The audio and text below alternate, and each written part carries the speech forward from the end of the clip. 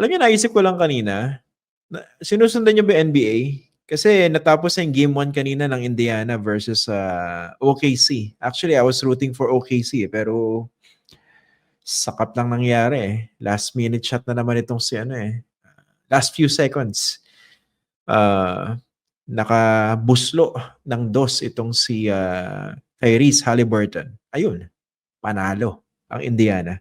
Ako kasi never ako naging fan ng Indiana for some reason. Magaling sila pero parang busit na busit ako sa team na yan eh. Panahon pa ni na Reggie Miller nung 90s. Never ako naging fan ng ng Indiana Pacers. Pero kaya ako naman naalala na-imagine nyo ba? Na-realize nyo ba? Tapos na yung game 1 ng NBA Finals pero itong ating mga senador nagdi-dribble pa rin ng bola ng impeachment trial. Nagdi-dribble pa rin Simula February 5, nagdi-dribble pa rin. Lampas 4 na buwan na nagdi-dribble. So that would be a record, no? Pwede na yatang i-register yun sa Guinness Book of World Records.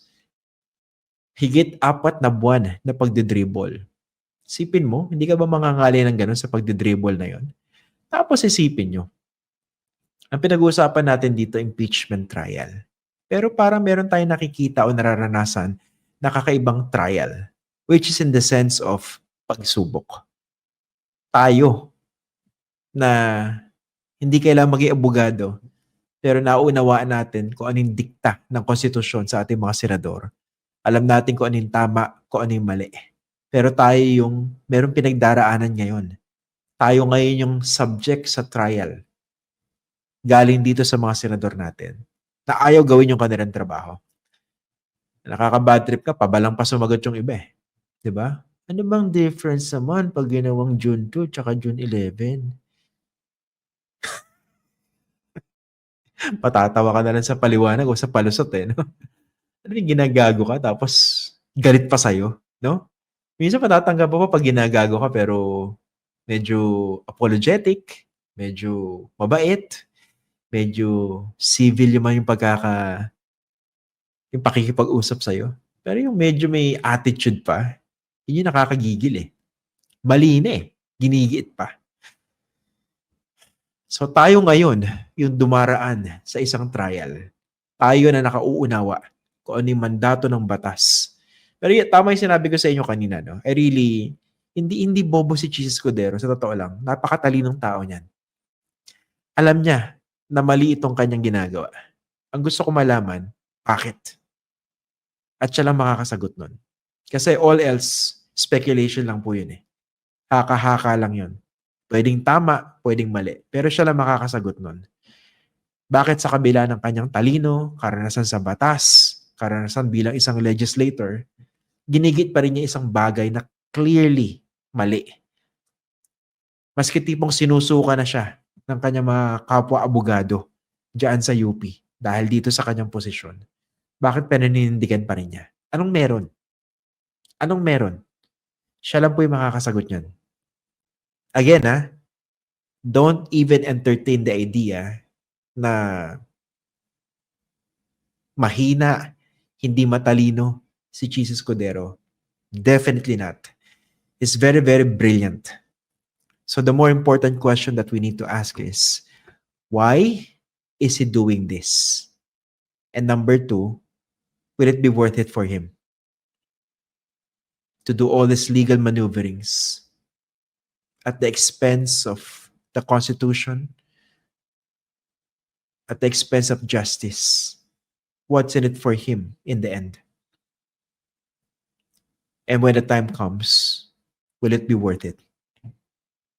Siya po yung makakasagot niyan.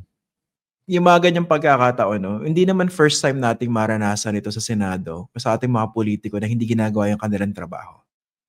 And meron tayong mga role bilang isang mamamayan, siguro bilang isang periodista, na ipaalala o igiit sa ating mga politiko, sa ating mga leader, oy, dapat ginagawa niyo yung trabaho niyo. Yun yun. Ayun, syempre, hindi natin maiiwasan yung mga politiko, pwede ma-offend. Karaniwan, na-offend sila. Especially noong panahon ni Duterte, talagang lumabas yung beast mode ng maraming mga politiko noon. Dahil yung mismong presidente, ganun tratuhin yung media. So, bakit kami? Kami rin, pwedeng mambastos, di ba? Ngayon, medyo nag-mellow down yung ibang mga politiko dahil siguro they were getting the tone from the top.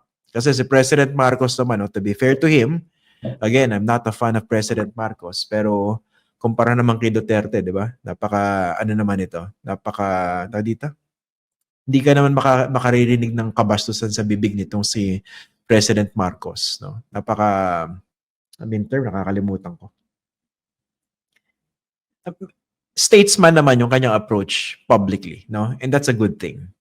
And that tone from the top is cascaded throughout government, even among our legislators. Although meron pa rin mga manakanak, mga bastos, pero nakakatulong yun. Yan, civil decente. Ayan. So yun. Okay. O ayan sa mga loyalista ng mga Marcos, meron kayong nakitang magandang lumabas sa aking bibig patungkol sa mga Marcos. So, okay ba? Ayan yung mga trolls, medyo na hindi na yata natin, wag na natin i-troll to kasi pro Marcos mamaya babarat na naman, magugulantang na naman sila. Ayan. Okay? Sino ba mga babatiin natin? Pasensya na, napapakwento ako, mga naalala ko yan Pero totoo yung sinasabi ko sa inyo, yung nararamdaman kong public outrage ngayon, parang ganito yung naramdaman ko, napansin ko noong 2001. And I know there are many other people who feel the same. Kaya sa ating mga senador, huwag na natin palakihin to. Gawin nyo na rin yung trabaho nyo. Ilang. Gawin nyo na lang. Whatever the political considerations are, timbangin nyo. Saka syempre, lahat naman tayo haharap sa may kapal. Kung naniniwala kayo sa may likha sa Panginoon, kaya nyo bang humarap sa Panginoon? Knowing na hindi nyo ginawa yung tama. Hindi kaya kailangan maging perfecto bilang isang politiko dahil wala naman sa ating perfecto. Pero mas mataas kasi yung standards na hinihingi sa inyo dahil naluklok po kayo dyan. Binigyan namin kayo ng mandato. At hindi pwede nagpapalusot kayo. Itong appeal na ito, this doesn't apply to all politicians or senators. Alam niyo kung bakit? Yung iba kasi hopeless. May mga hopeless na hindi tatabla ng ganito. Okay? So itong appeal na ito para dun sa naniniwala ako meron pa rin good sense. Diba?